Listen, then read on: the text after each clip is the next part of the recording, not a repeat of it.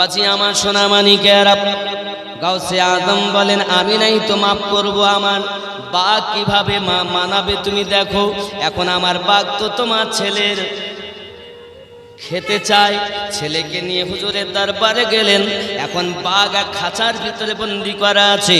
হুজুর আপনি যদি বলেন আমার কোনো অসুবিধা নাই, আমি আমার বিয়ে দেওয়া ছেলে বৌমা রেখে চলে এসেছি, আমার বলে কিছু নাই, সব আপনার, আপনি যেটা চাবেন আমি দিতে রাজি। জোরে বলে না মুরিদ।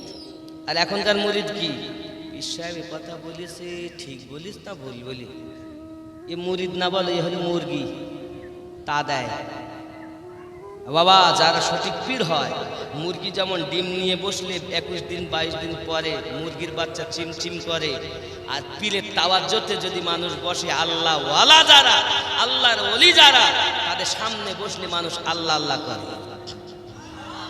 এ হলো আল্লাহর ওলি, শয়তানের ওলি না।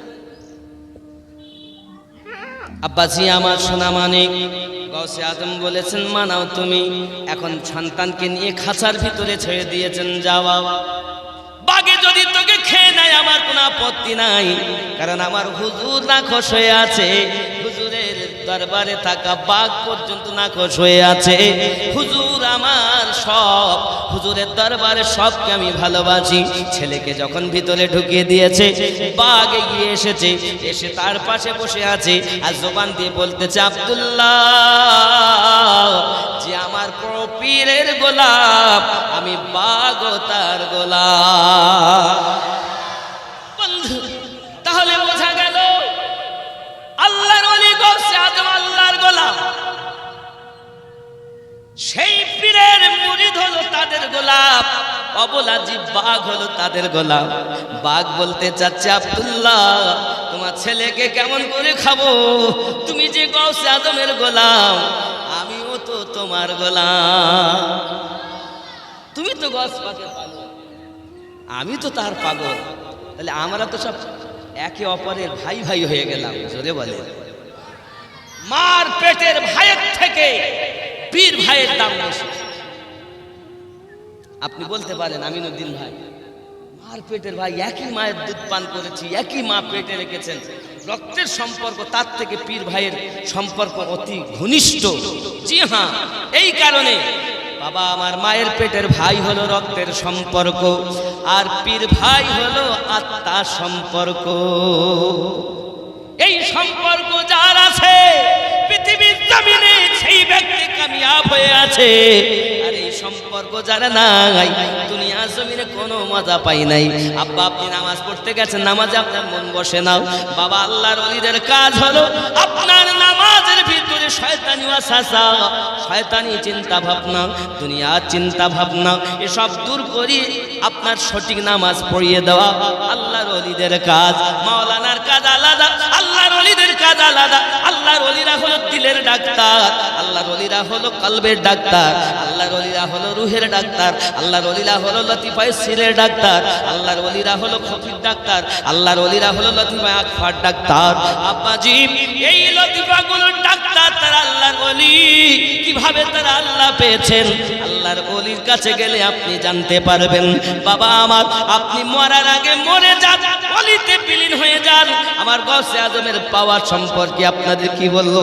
আল্লাহর ওলি গাউসে পাক মুহূর্তের মধ্যে মাথা থেকে সে মাথা চলে যেতে পারে, এটা আল্লাহ পাক আমার গাউসে আজমকে শান দিয়েছেন।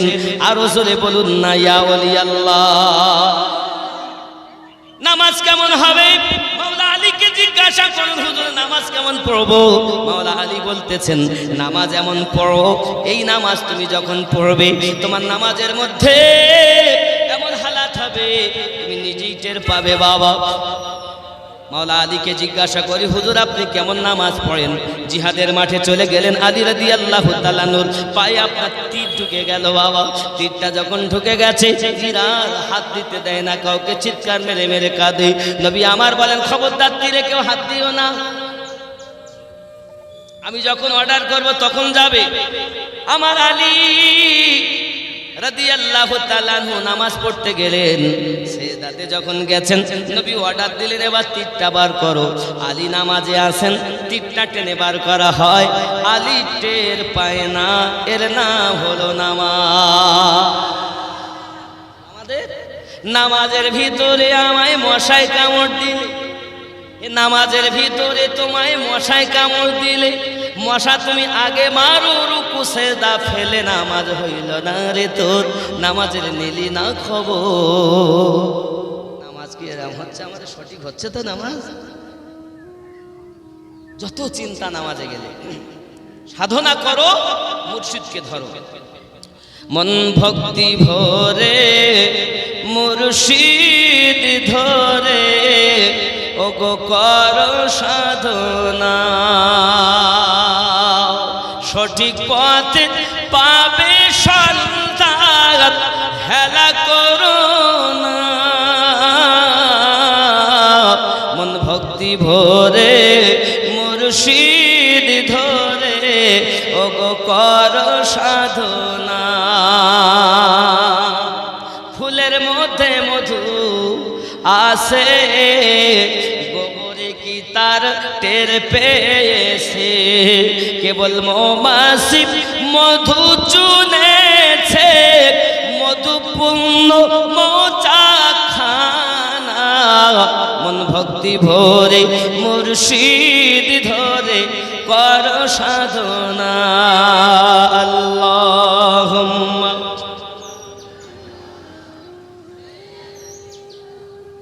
মাওলানা মুহাম্মদ ওয়া আলা আলিহি।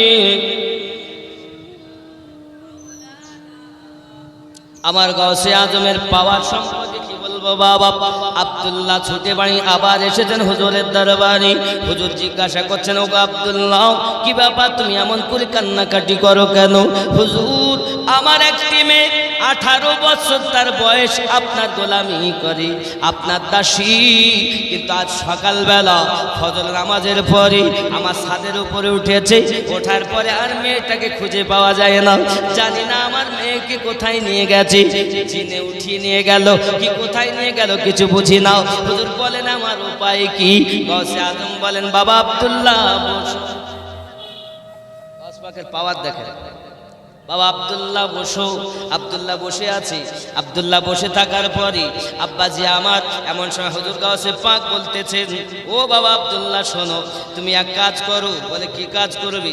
বলে তুমি এক কাজ, পৃথিবীর জমিনে তোমার মেয়ে যেমন চলে গেছে পাও না, এখন তুমি বাড়ি যাও।